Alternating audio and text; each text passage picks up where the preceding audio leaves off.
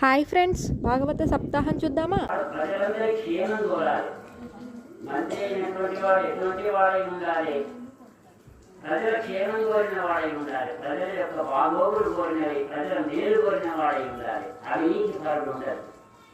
ఇక్కడ చూడండి, వీడు వెంటనే ఈ మంత్రిని పరిశీలన చేస్తే మంత్రి జేబులో ఈ వజ్రం దొరికింది. అప్పుడు రాదంటాడు, దీనికి అక్షరం రాకపోయినా, చదువు రాకపోయినా నిజాయితీకి నిలువబద్ధం లాంటివాడు. ఈ యువకుడు అబద్ధం ఆడలేదు, ఉన్నట్టు చెప్పినాడు. అందుకని ఇటువంటి వాడు నాకు మంత్రిగా ఉండాలి. నా దగ్గర ఈ మంత్రి పదవి నుండి వాడిని ఉపయోగించాలి. నువ్వు అవినీతి పదవి గంటను ఉండడానికి వీలు లేదని ఆ మంత్రి పదవి నుండి వాడిని ఉపయోగించి ఈ యువకునే మంత్రిగా పెట్టుకున్నాడు, పెద్ద సలహాదారుగా పెట్టుకున్నాడు. చూడండి, ఇక్కడ ఏమిటి అంటే ఒక సత్యానికి ఎంత గొప్ప విలువ ఉన్నది అనేది మనకి ఈ అంశం తెలియపరుస్తుంది. Subscribe my channel.